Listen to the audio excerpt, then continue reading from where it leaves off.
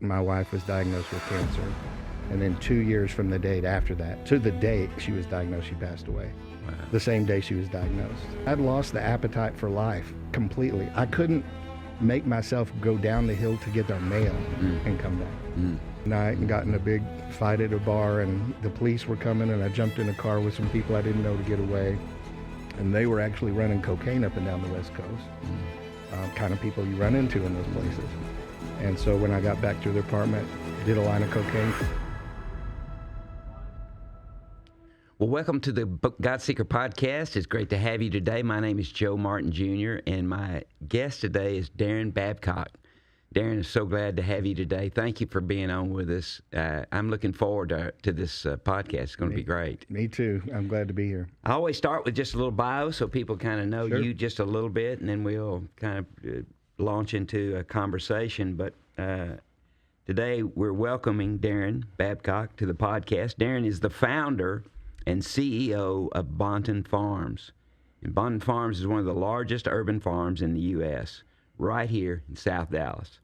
After walking away from a successful corporate career, Daron moved into one of the city's most underserved communities and built something remarkable, a thriving farm, market, cafe that restores lives, creates jobs, opens its door to people the world has written off. Does that sound about right? Sounds about right. But Yeah. I'm no longer the CEO of Bonton Farms. Oh, Still, 3 years ago was given the opportunity to build off of that experience, and now I get the privilege of doing that across the country. awesome. So still very connected to Bonton, deep passion. Everything I do is built off what I learned there on the board and all of that stuff, Yeah. but I have a bit of a larger role to impact. So are you trying to multiply what you've done here? The in lessons others? learned, Yeah. like we haven't done another farm in another place, but Yeah. to me, that's just a vehicle. Yeah. And you can choose a lot of different vehicles to do ministry. Yeah, But it's the lessons learned. yeah.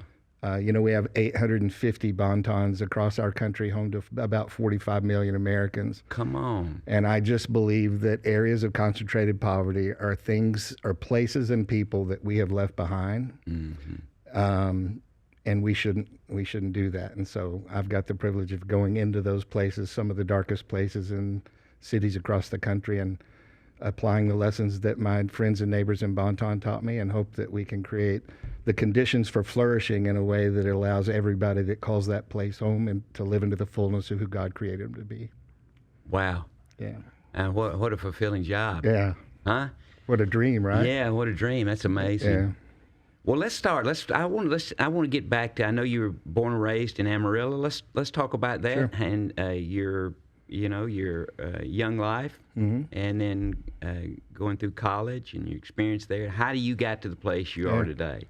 Yeah. So you're born and raised in Amarillo. Born and raised in Amarillo, to a first generation white collar family, but with very strong blue collar roots. Yeah.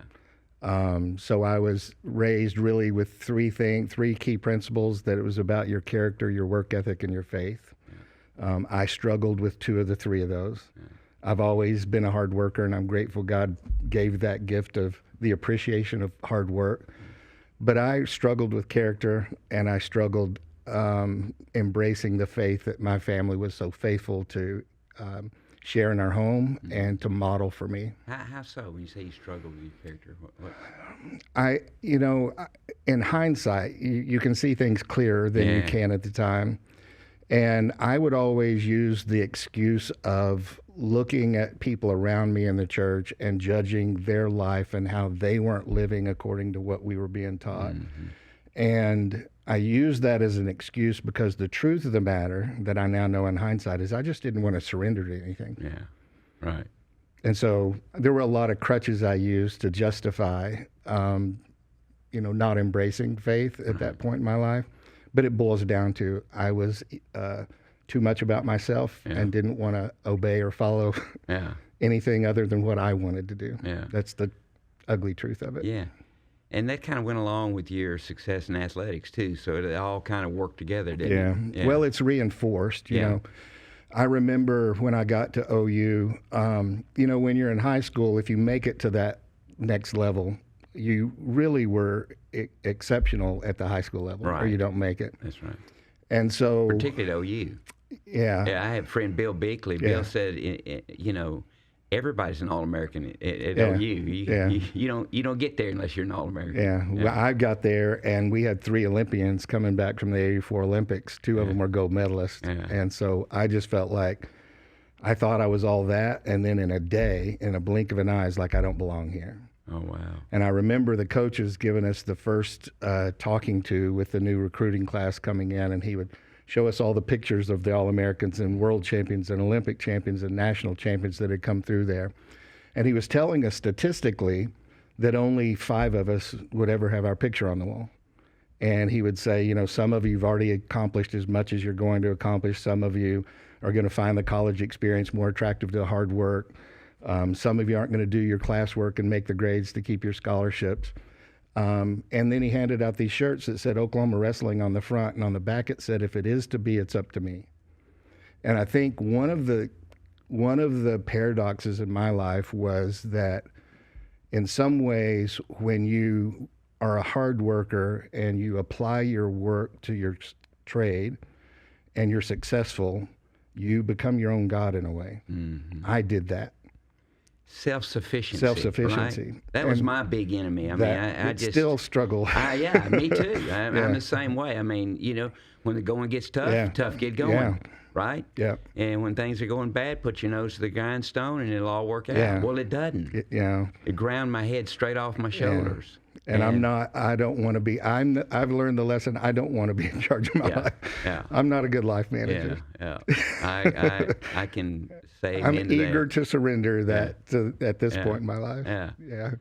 So you get there and you go, I want you to tell me about, you didn't feel like you were apart from the beginning? Yeah. Even though you stayed in the program throughout, all the way through graduation, right? Yeah, it was interesting. You know, I remember my first tournament as a true freshman, my first match. When you're a freshman, you don't get the real coaches. You get graduate assistants. Right. So I've got a guy that just graduated coaching me, and right off the whistle, I get thrown to my back. Yeah. And for 3 minutes, I'm fighting not to get pinned, and successfully did that, but still, it was bad. Yeah. And I'll never forget this, and I think this is a powerful lesson that I apply to this very day. My head coach was walking from the mat he was coaching past mine to one of our stars' other mats, and he stopped and he said, "How's he doing?" My teammate said, "Not good. He got thrown to his back, down 5-0. He slapped me on the butt and said, "That's okay. He's a warrior. He always comes back." It's not true.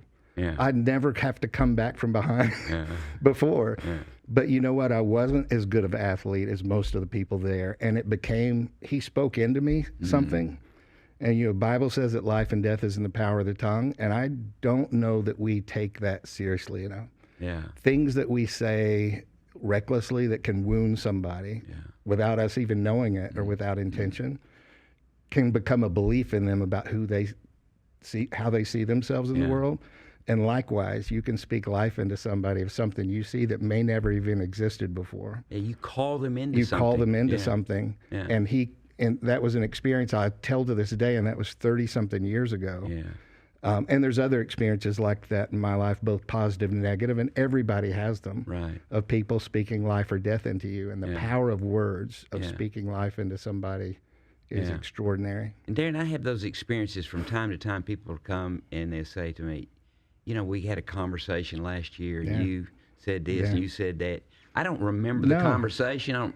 They'll never forget it. Some of the cases don't remember the person. Yeah. But God used that moment to speak into their life. They heard something maybe that. Yes. Yeah, and it they changed their life. They needed to hear, planted a seed in their heart. Yeah, but it comes out of a heart that wants to see people raised up, right? Absolutely. And when you have that heart, then even unknowingly you can speak life into people.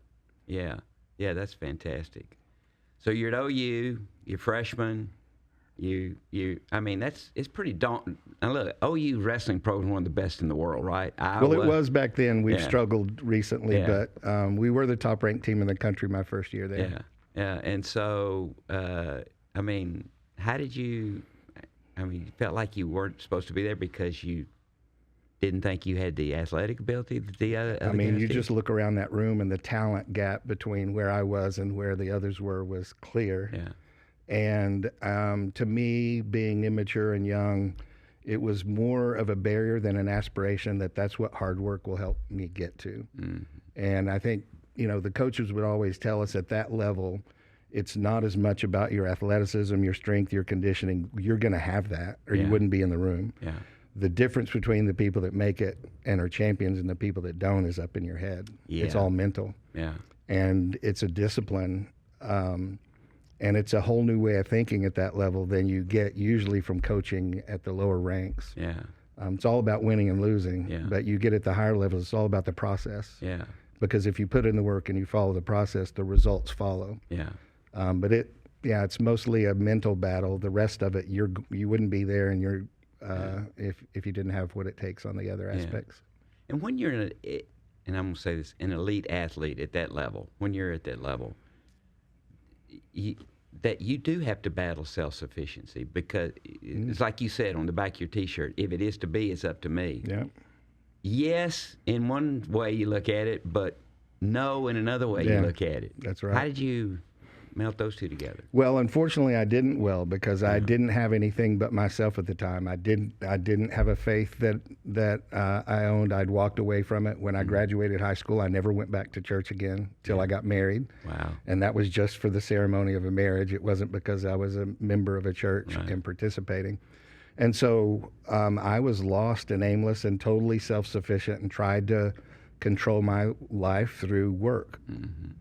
The work that I put in would yield the dividends or it wouldn't, based on whatever I was willing to sacrifice to accomplish what I wanted. It's funny how that equation lasts for a while, but somewhere along the way you hit a bump and it doesn't work anymore. Well, prayerfully, you hit a bump and it doesn't work anymore, right? I know some people that are pretty long in their journey in this life that it's worked for them well enough for long enough that they still hold that point of view. Yeah. But the worst case scenario is that works for you your whole life and you never come to realize that you were never in control in the first place. Yeah. That's the scariest prospect. Yeah. Early in my faith journey, I got to go listen to an Old Testament scholar, and I was really disappointed when I learned the subject was Jonah. Yeah. Because I was like, I've heard that in Vacation Bible School and all the years growing up, and it's just this story, right?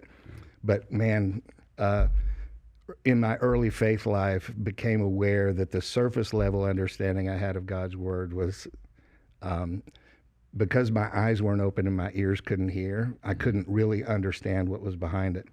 But he said something powerful after he went through the whole story. He's like, most of us pray to be rescued from storms and fish when it's actually storms and fish that have been sent to rescue us. Wow. And I think those are the bumps you're describing, right? Is that in my life, it's there's a book I love called The Obstacle is the Way.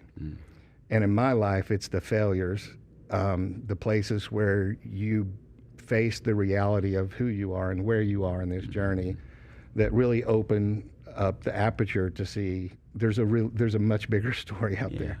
Yeah. And I'm a much smaller part of it than I thought before. And you realize that unbeknownst to you, that God was sort of had a plan for your life and started leading you, guiding you, and you begin to put together the little issues that have gone on, and they almost become linear. Wow, look, He's had His hand on me for a long time. Yeah. Yeah. I remember, and He loves me too much to leave me like this. Yeah. I remember when I got out of college, I being a pastor was not even on the top 1,000 list. I mean, I was not similar to you, not exactly like you, but I was I was following the process. I was headed to law school.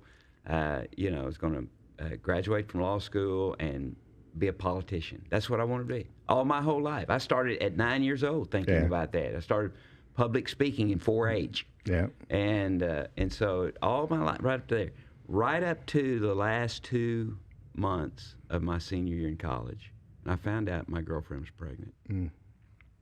And it rocked my world. Yeah. And so, in fact, that's how I got to Dallas, is bringing her here for an abortion.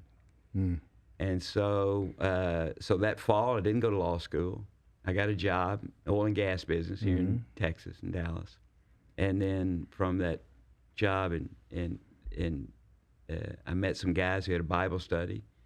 they invited me to come, and about 18 months after I got here, I got saved. Yeah. Now, I'd gone to church all my life, but I didn't know the Lord. Yeah. And I didn't have a relationship with God. My relationship was me. I'd always, everything. I had a plan, a purpose. I had it all laid out how this is going to come down. And when that got bombed, it rocked my world. Yeah, thank God for the bumps. Amen. That's the bottom line. He just, God had it. He had to use that to get me in a place where I could hear His voice. I hear you. Yeah. I resemble that. Yeah, I understand that. So, let's talk just a little bit about, you have this successful career at OU, you get your degree, and you get out of school. What do you do then?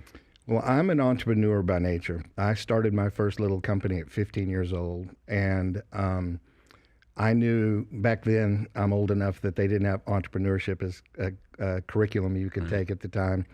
So the plan for me was to go get a corporate job and learn what you need to learn, and then figure out what business I wanted to start and do that. And my belief system was if you really want something, you work for it and you go chase it, make it happen. So we did that. I worked in corporate America for 5 years trying to get experience, but at that level you don't really get the experience how to run a business. You have a job to do. That's right. So I had an opportunity to go help run a small company with a guy that was trying to retire and couldn't, and I had the energy and he had the knowledge, and he was willing to let me apply my energy and he teach me his wisdom and knowledge about business. And I did that for 5 years and then went off to start our own company. What kind of company was that? Well, we started our plan was we wanted to get in commercial real estate, but to do that we were just starting out. We were very young, had a young family.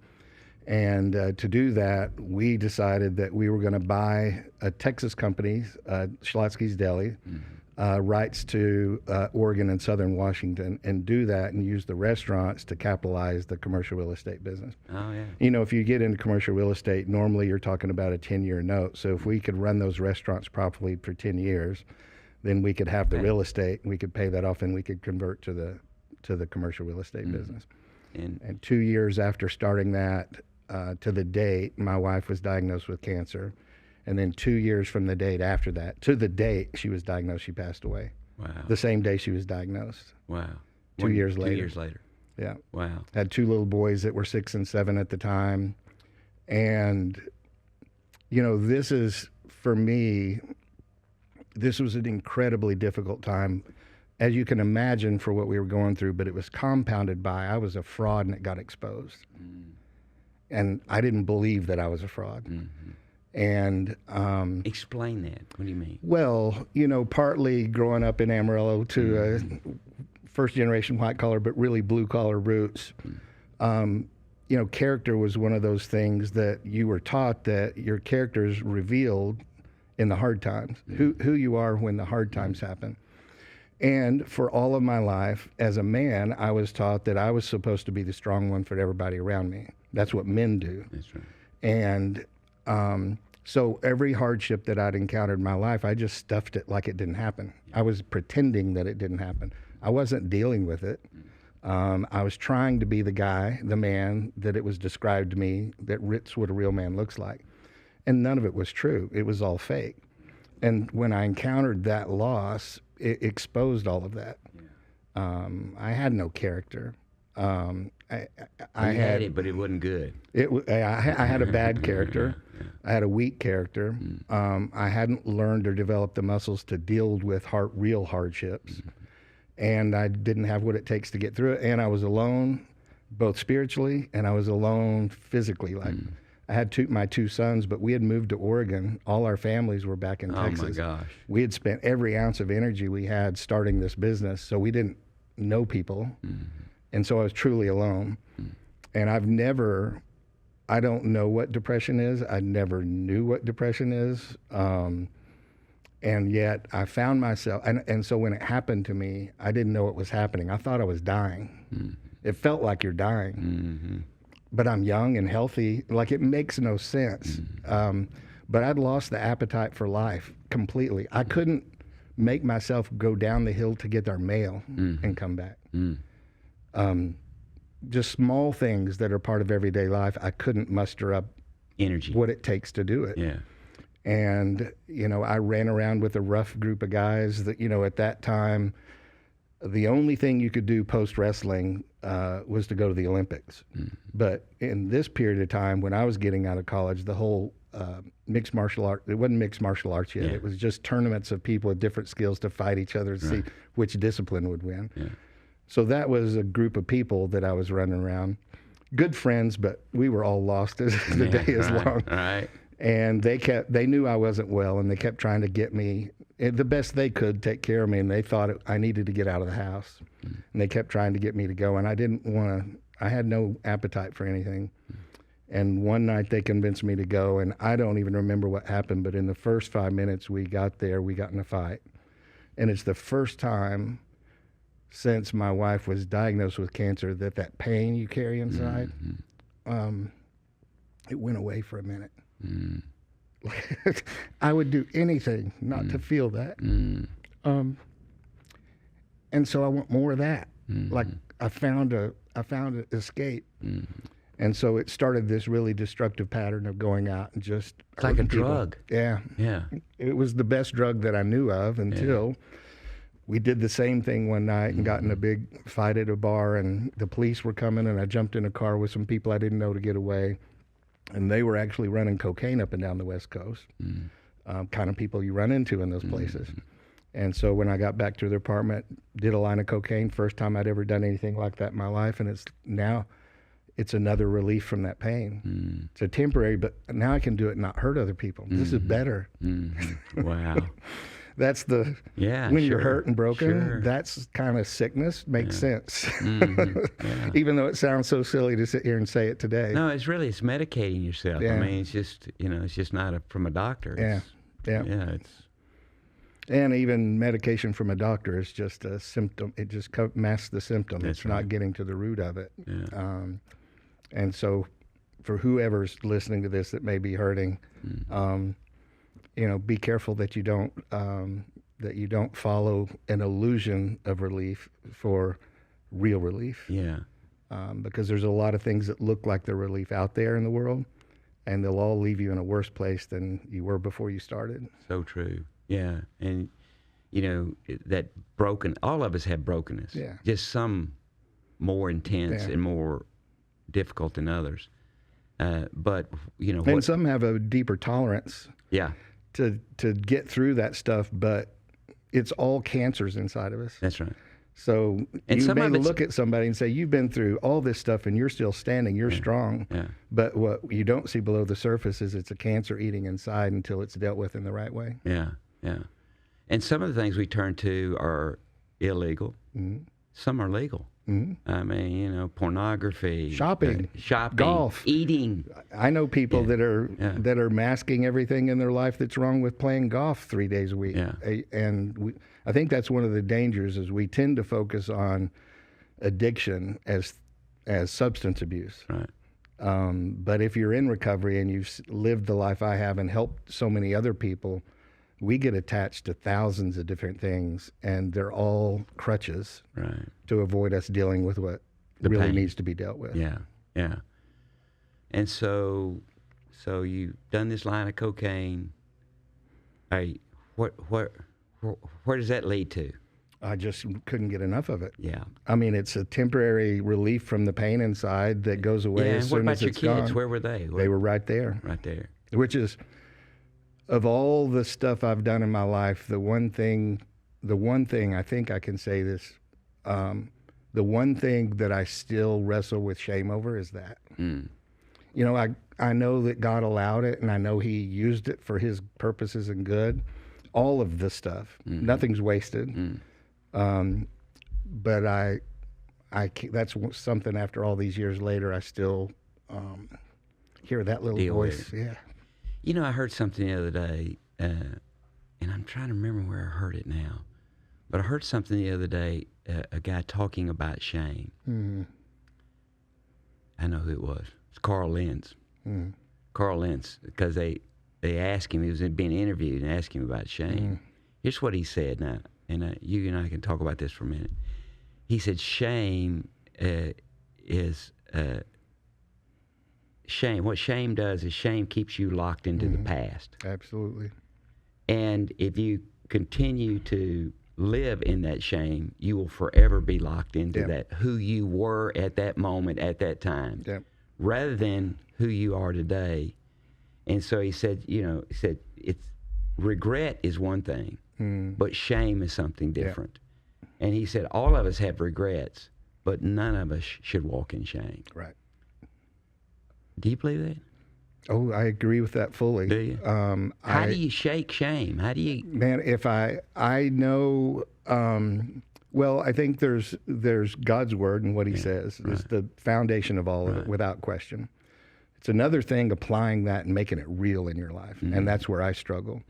And I think some of the tools I learned in recovery is that while I'm admitting and confessing that I still wrestle with real shame, not just regret, but real shame with that. And I pray that one day I'll overcome that, but it hadn't happened yet. Yeah. Is that is not to ruminate on it. Right. And so I learned this thing in recovery about if you change the way you look at things, the things you look at change. Yeah. It made no sense to me when they told it to me, until I started applying it. Yeah. And so whenever shame or any of these other lies enter the equation, I let myself experience it briefly, and then I counter it with gratitude. So an example, I was really angry after my wife died, and so I'm in recovery, and they're trying to equip me with tools to deal with it. And one of the things they said is, when does your anger manifest? Give me some real examples of it. I was like, well, I'm angry that I have to be a mom and a dad and a homemaker and a provider. Like, I don't know how to do all that. And I get angry when I wash my kids' clothes. I get angry when I have to go to the grocery store. Like all of the other things that are piled on. Like, okay, experience that. And then as soon as you experience it, every article of your kids' clothing you put in the washing machine, thank God for every article of clothing that you have.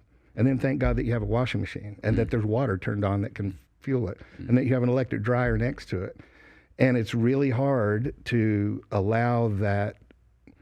Even in the place where you're still not healthy and have that shame, it's really hard for it to have the full negative effects of it when you count it with gratitude. Yeah.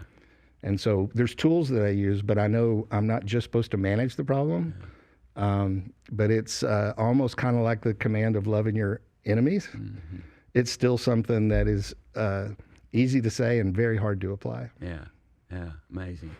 How did the boys do? They're 6 and 7 when their mom passes away. I know that's I mean, at that age, that's a major thing. How did they? You're spinning off. Yeah. How did they turn out? How did they? Well, wonderful. Yeah. But by it was a journey. Yeah, wonderful by the grace of God, but it was a journey. Yeah. And still is. Those are wounds that I think never fully scar over. You just learn to grow with them in your life, but they're never removed. No. I mean, even talking about this here today, I get emotional. Yeah. Because the pain's still there in a lot of ways. Yeah. Do you feel responsible completely in all that? I mean, do you feel like this is my fault? Not is anymore. That the kind of shame? I've had that. Not anymore. I think the shame comes from the fact that I was so lost that knowing I have this responsibility and gift of these two beautiful children, that out of my own selfish need not to hurt, that in the loss of their mother, they also experienced the loss of their dad for a period of time. Yeah. One of the things, because I think as a parent, all of us, look at our kids and say, that they got that from me. Yeah. I wished I hadn't given them that. Yeah. They got that from me. But what I think what the Lord really did in my life was to really make it clear to me that, look, you had a journey to get to Christ. Mm-hmm. You had a journey. They're going to have a journey too. You can't circumvent their journey. Mm-hmm. And they can't ride on your coattails. That's right. God doesn't have any grandchildren. He only has children. Mm-hmm. And so my kids have got to find Jesus just like I did. Mm-hmm. And I didn't mean to be an impediment to them finding Jesus. but I was. Yeah. But hey, now they got kids and they see, oh, I get it now. Yeah. And so, for anybody out there who's listening now, or watching this, and your parent, you feel this guilt or you feel this shame or you have this regret, take heart. Yep. Put on an attitude of gratitude, like you're talking about, and know that God has a plan for your children's life. Just He saved you, He can save them. And He will. That's it. He came to seek and save that which was lost. That's right. And so, wow, that's a lot of pressure and a lot of pain, a lot of stuff you went through in those days. Yeah. But as you look back now, and even now, I mean, you and I just met today, really. Yeah. But just now, I can see how God was lining all those things up to what you're actually doing today. Absolutely. So let's talk about this. Let's give me a brief picture of that journey. So how you got to where you are today? Well, I came out of recovery as a different person for two reasons. One, I encountered a living God that changed everything. And two, I had friends and family that loved me when I was unlovable. And, what that did for me is it turned my world and my values and what was important upside down. My whole life had been about building my own kingdom. And I lost the appetite for that in that journey. And I met a loving and living God that, to me, is life and death. And I want to follow Him with all the integrity that I can muster up. And I don't need to say it, but just for whoever may be listening that may come across as, surely they don't get from this that I have it all together, because I don't. But man, it's the motive of loving Him so much that you want to be obedient and you want to live a life that He has planned for you. And so I guess I've just started searching for what is it. As I read through Scripture, I didn't see that life in the life I was living. So what does that mean going forward? And I prayed about it and I searched for it and I went on short-term mission. I did just about everything you could define that. And again, in hindsight, I think, one, God was maturing me to a place where He could use me. Yeah. And I think He was teaching me that my ministry is where you are. You don't have to go find it somewhere. That's right. But there are also... A lot of people think that. They think, if I get saved, God's going to send me to Africa. Yeah. No, well, He's not. He could. He could. But that's more rare. That's right. I mean, a calling is something I feel like I had when I went to Bonton. But I think most of us are called to just to view every aspect of our life as ministry and to do it where we're planted, not to go find some other place. And I think if He has a specific thing He wants you to do, He will make it known. Yeah. And you can't ignore it, because I tried. Yeah, right. I didn't want to leave my career and move to Bonton. Yeah. I went kicking and screaming. But He made it very clear, for whatever reason, that's what I was supposed to do. Yeah. So you come out of recovery, you're a different guy, your life is changing. And to move from where you were to dealing with the underserved, the disenfranchised, the poor, how did God put that on your heart? How did you know that was what you're supposed to do? Well, I was seeking. Yeah. So I was open. Yeah. And then I had no idea about inner cities, what that was like, or what the plight of people that live in places like that are faced with. And stop right there. Most people who are in inner city ministry actually came out of the inner city, right? I mean, most of them. And I think that's generally the healthiest. Yeah. Unless God puts you there, which is something I've wrestled with too. Why me and a guy that looks like me in a place like that? But He did, and He's using me. So He has His ways aren't our ways. Yeah. But I think in most cases you're right. The leaders from places like that are there. Yeah. They're generally just disempowered. Right. And that's where I think church and stuff comes alongside those leaders to help work alongside them, so that again, the conditions exist, because they don't today. Right. There's a ton of research that shows how important really 4 aspects. In fact, we're working with Harvard and Baylor right now on a global human flourishing research project they're doing. And you know what the 4 things that most influence the trajectory of a person's life are?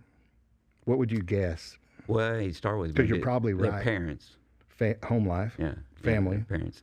By the way, that is these aren't in any order, except for family is the most important. Yeah. Period. Yeah. The rest of them are other things that. And that's why the aggregate to attack of the enemy is to dissolve the families, to destroy the families, to take the fathers out, right? Yeah. So I'd say, your family, your parents, your economic stability, maybe. The quality of the neighborhood you grow up in, Okay. the environment that is surrounding you. Yeah. The third is the quality of your educational opportunities, Right. and the fourth is the quality of your religious community. Yeah. Now, this study, I can't remember the number of countries it's in, but it represents 85% of the world's population. This is not a small study. Wow. And across the globe, 85% of the world's population, Have those 4 issues. those are the 4 things that most influence you living into the fullness of who God created you to be or not. Wow. Of flourishing. I Flourishing, love that yeah. word, right? Well, and the way I think we say it is we're made in his image Yeah. with good works prepared in advance for us to do. That's right. And that's not the same for all of us. But what does God have planned for your life? None of us have lived fully into that. And I think our role as believers is to encourage each other to become the full expression of what he intended you to be. That's right. Not me. That's right. What what he intended you to be. Yeah. Yeah, and I think that's the challenge. I think that's discipleship. Yeah, I do too. I think that's the challenge, is to help people hear the voice of the Lord and move into that which he's called you into. Because everybody has a calling. Mm-hmm. And even as your mom or dad, that's your primary calling right there. Everybody has that. Mm-hmm. And then to be a provider and to be a protector and a promoter of our kids, our friends, our family. Yeah, so we all have that. So what was the time frame from you coming out of rehab to you moving 10 to years. Bonton Farms? 10 years. 10 years. And so during that 10 years, God's working on you. He's you get working saved. on me. You got saved in rehab. Yes. Right. Yeah. And so you come out, you're a different person. Mm-hmm. And then 10 years from that day, you start this Bonton Farms. Well, 10 years from the day I got introduced to Bonton. And the short version of that story is that sometimes you see things you can't unsee. Yeah. God exposed me to something I couldn't walk away from. You know, I think people, I say this a lot to be, and I intend to be provocative with this, but we have a lot of problems in our country. Our country is amazing, so both can be true, but we have a lot of problems, and those problems are growing, and there's no excuse for it. We have the ability and resources to do what needs to be done, but we don't. So the question is why? And I believe it's a lack of will. And I think the lack of will comes from we don't know our neighbors. And that's what happened to me. Wow. When you come in proximity with your neighbors and things aren't right, you have a choice to make. It's a fork in the road. You either walk away and you're okay with what you saw, Ignore them, just move on. move on. Didn't happen, wasn't there. Or it compels you to do something, to Get act involved. and to respond. And I tell people all the time when they come to Bonton, be careful, because you're going to see something you can't unsee. And you're going to face a choice. I'm okay with it or I'm not okay with it. Well, that's what Jesus said. Love your neighbor as yourself. Love God with all your heart and love your neighbors. All the law, all the prophet, everything all the stuff in the Bible can be reduced to 2 things, right? And so you encounter our neighbor that we're supposed to be loving. And I didn't know him. Yeah. Much less love him. Yeah. And I had bought into a lot of the preconceived ideas about people different than us based on what you hear about them, not what you know about them. Yeah. So you prejudged them already. Yeah. But you get in there, you find it's not quite like you thought it was. Not at all like. I met the most beautiful, resilient, capable, ambitious people I'd ever met, and yet they were all living lives this big. How do you reconcile that? Yeah. I think if we were honest with ourselves, if you look on a map, Dallas is a tale of 2 cities. Right. The Dallas we see on TV, the Dallas most people think about when they hear the word Dallas, is north of 30. North Dallas, that's right. South of 30 is not a version of anything that we should be proud of in our city. And most of those people that are living in North Dallas are ignoring. Don't even know it's there. Don't even know it's there. We live, I call it the bubble. We live in the bubble. 635 to downtown, In Bonton, 75 to 35. In Bonton, they call north of 30 Disneyland. Disneyland. Yeah. Oh, that's pretty true. Yeah. So you see something you can't unsee. You decide to do something about it. I just kept, we kept going down on Saturday, ministering for a couple of hours on Saturday, bringing breakfast, having a Bible study, encouraging each other, which is a big deal in the inner city. We talked about the power of words, and in the inner city, it's like this extreme gravitational force that keeps everybody at the bottom. If you're a kid and you make good grades, you get beat up for making good grades. The worst thing about, nobody calls themselves by their real name in the inner city. Everybody has what we call a hood name. And generally speaking, the hood name is the worst thing somebody can spot about you. Yeah. But we're all human beings, and human beings desire, it's innate in us, God planted in us to belong and to be heard and to be seen. And my friend that invited me down was like a Barnabas. He was just a great encourager. Well, because we're human, that was attractive to people. And so just showing up and being an encourager drew a crowd, and that's what we walked into. And then you immediately start wrestling with this paradox of these beautiful, resilient, smart, and capable people, and yet Bonton we incarcerated almost 40% of our men before their 25th birthday. We hadn't graduated more than 54% of our kids from high school in 40 years. We had the second highest teen pregnancy rate in the state, the highest infant mortality rate in the state. We incarcerate the highest percentage of our population of any of the 3,800 zip codes in Texas. How do you reconcile beautiful, capable, resilient, ambitious people with that? It's either, and I think it's binary, it's either the people are the problem, which clearly that's not true, right, or there's something wrong with this place. Yeah. And so think of bonsai. You can go to the West Coast. One of my favorite, most majestic things in all of God's creation are the redwood forests, to me. And, they only thrive on the coast. They require an inordinate amount of water to live and the right environmental conditions. But you can take a redwood seed and put it in a little container, and it becomes this big. And so that's the lesson I think God revealed to me, is like, how do we plant the redwood side seeds that I see in people in a container big enough that allows them to live into the fullness of who God created them to be. How can we make a bigger container? Bigger container. Bigger cup. Yeah. Wow. And we call that, it's creating the conditions for flourishing. We can't create flourishing. We can create the conditions for flourishing. When I went to University of Oklahoma, the athletic department created the conditions to allow you to become a world-class athlete. But I had to do the work. So if we create the conditions, what that does is it unlocks and empowers people to use the tools and those conditions to build the lives that they're capable of. Yeah. So you're doing this work, kind of urban mission work, just as really God's giving you a heart. Somebody invites you and God gave you a heart for it. How does that morph into a real vision that you're describing now for really creating an atmosphere and the conditions and the environment for people to flourish?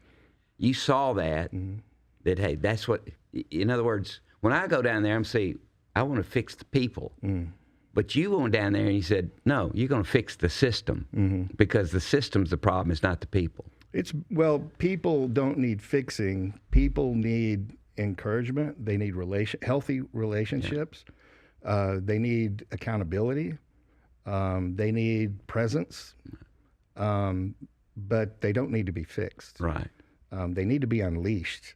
And, I remember for my first year down there, because we incarcerated such a high percentage of our population, everybody would say that if we can't get a job, we're going to wind up dead or back in prison. Yeah.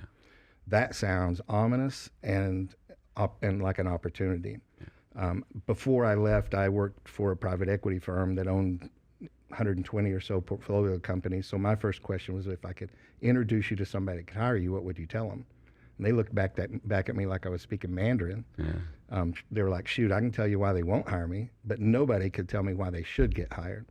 So we started working together to build resumes, cleaning up our own community that we'd spent years tearing down. And in doing that, other parts of the ecosystem started to present themselves.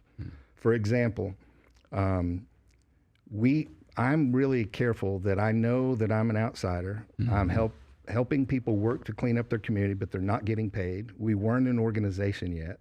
This was just relational. Right. And so because I was sensitive to that, I just had them self-critique each other at the end of the day's work around things that take no education or experience to do, but are highly valuable in the marketplace. Show up on time, have a good attitude, be a good teammate, make the people around you better, be responsible and dependable. And they would self-critique each other, but one thing they would never bring up to each other is when people wouldn't even show up. Yeah. So I observed this for weeks on end, and finally I had to insert myself and say, guys, that whole responsible and dependable thing kind of is a big deal for you to show up every day. We have people not showing up, and you're not even bringing it up. Unbeknownst to me, the reason it wasn't being brought up is because they knew the reason why, and it was excused. In Bonton, we suffer, and this is not just Bonton. Remember, there's 850 Bontons home to 45 million Americans. In inner city communities like Bonton, people live an average of 10 to 20 years less. Why do we die early? We suffer from more than double the rate of cancer, stroke, heart disease, diabetes, childhood obesity than the county that we're living in. And this is common. This is what poverty does. And it's multifaceted. But if you're not well, it doesn't matter if we created all the jobs in the world for you. Right. You're not going to be able to work. So what's most important, your health or your work? Yeah. And I would argue you probably shouldn't prioritize them. It's both and. Yeah. And then we helped our first person get a job, and less than 2 weeks later, he shows up at my doorstep crying like a child cries. We'd probably call it a panic attack as an adult. And all he could say is, I can't go back. I can't go back. And I'm like, I don't know what you're trying to tell me. When I finally got him calmed down, he's like, they're trying to repo my car. He's like, you don't have a car. I drove you to your interview a week and a half ago.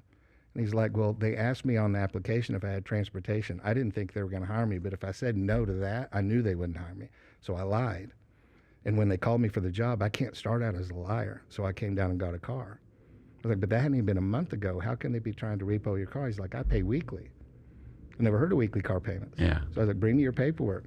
He paid $8,400 for a 12-year-old car that had a blue book value of $3,500. He was being charged 30% interest on top of that, weekly payments, so he's in default before he got his first paycheck. And so the lack of access to credit, the predatory lending thing became a thing. And if you walk alongside people, the journey reveals itself. Yeah. Right? And so we did that, and what we learned is there's 7 things that you and I use and the people around us use to build their lives with, the tools we use. And none of those tools are present in our inner cities. Yeah. So if we can just innovate solutions to those 7 things, there's more than 7, but those 7 are the primary ones. And if we can solve those problems, that creates the tools or the conditions for flourishing we've been talking about, where people can now be unleashed to start building the lives they aspire. Yeah. And so, and I may be wrong about this, you can correct me, but so much of that is reinforced by our class system, right? I mean, so the guys lending the money got plenty of money, and they look at you and say, well, you're lazy and irresponsible because they prejudged them or whatever. I think it's more, so we live in a free market. Yeah. And I think that's a good thing. All right. I'm a free market guy. Yeah. Banks don't exist for people that don't have money. That's right. Right? Yeah, exactly. So if you don't have money, you're just not a good customer for them. What the free market does is say that creates a gap that somebody needs to fill. Yeah. So predatory lenders aren't bad guys. They are capitalists that realize there's a gap here, and because the credit system is built on your history, and nobody that's poor grows up with a good credit history, we become unbankable. We're highly risk. You're a big risk to extend capital to. So they charge exorbitant interest rates. Makes business sense. But I believe that in a free market, if there's a response that's not healthy, it's an opportunity to create a business that is healthy. Yeah. So we innovated what we call a remedial bank, and it's designed to outcompete predatory lenders, betting on people's credit future, where are they going versus where they've been, and then building a bridge as they improve their socioeconomic status to become customers to mainstream banks. So we're not competing with banks at all. Instead, we're creating a customer base for them that they previously couldn't reach. Yeah. And they're our partners in that work. Wow. Back to the condition. Create the conditions for people to flourish. Yeah. Amazing.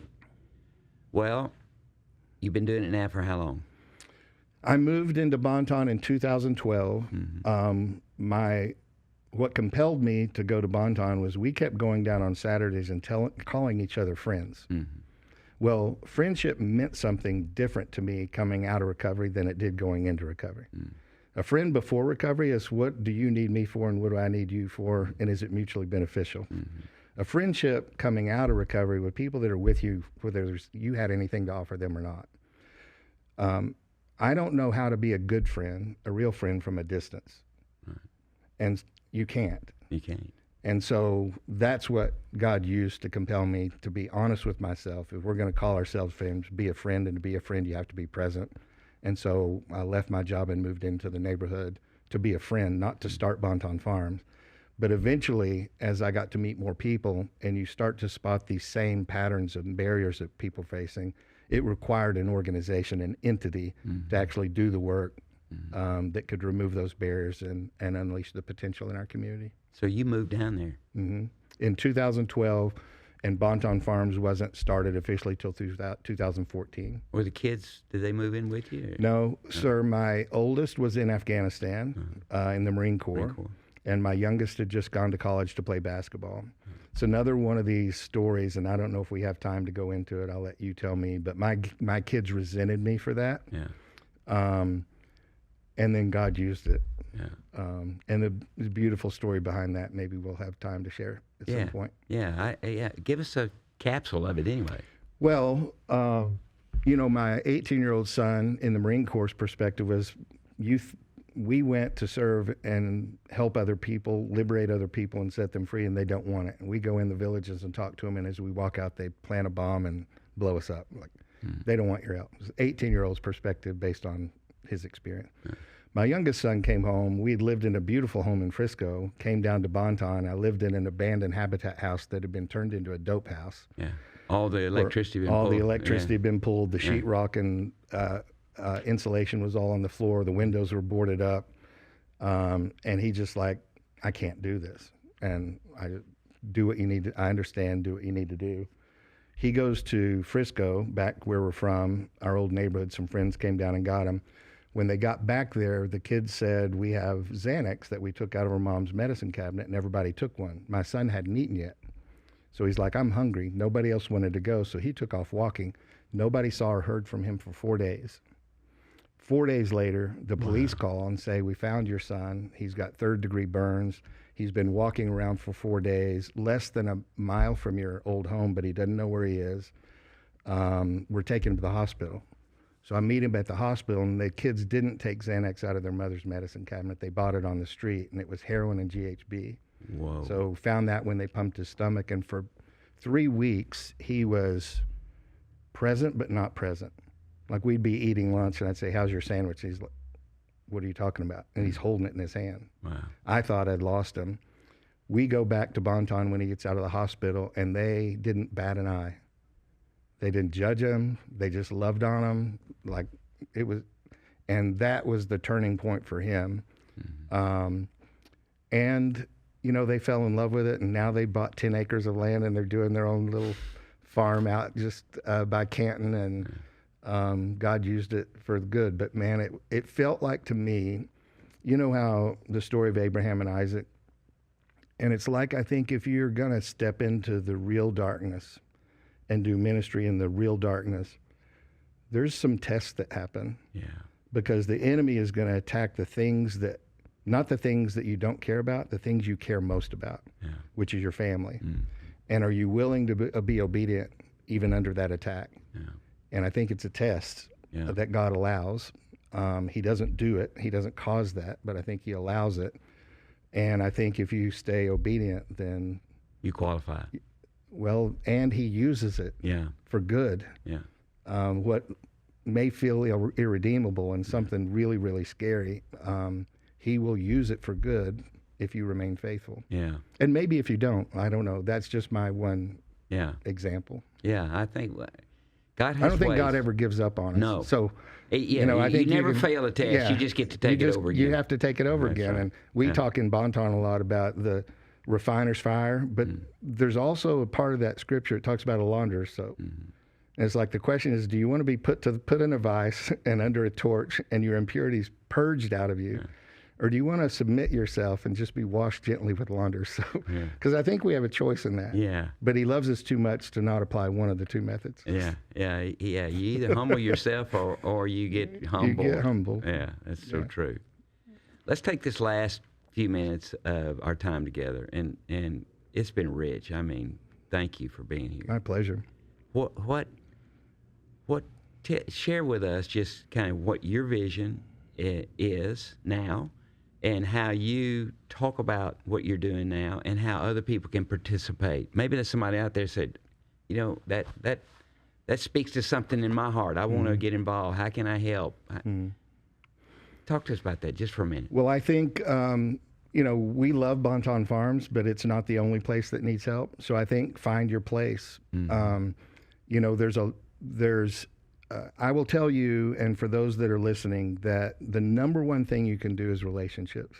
You don't have to leave your job, and if God calls you to that, please be obedient. But the number one thing you can do is the world's filled with hurting people that need somebody present for them. And I know we have this trap of feeling like we're too busy to take things on, but man, it is one of the richest gifts you can ever have, is to walk alongside somebody else that needs you. And you will wind up, I promise you can't outgive God. Whatever you sacrifice, he will pay back 100-fold. And to the point where I actually struggled with guilt about that for a little bit. I'm trying to pour myself out, and yet God keeps rewarding me in ways that I don't feel like I should be rewarded.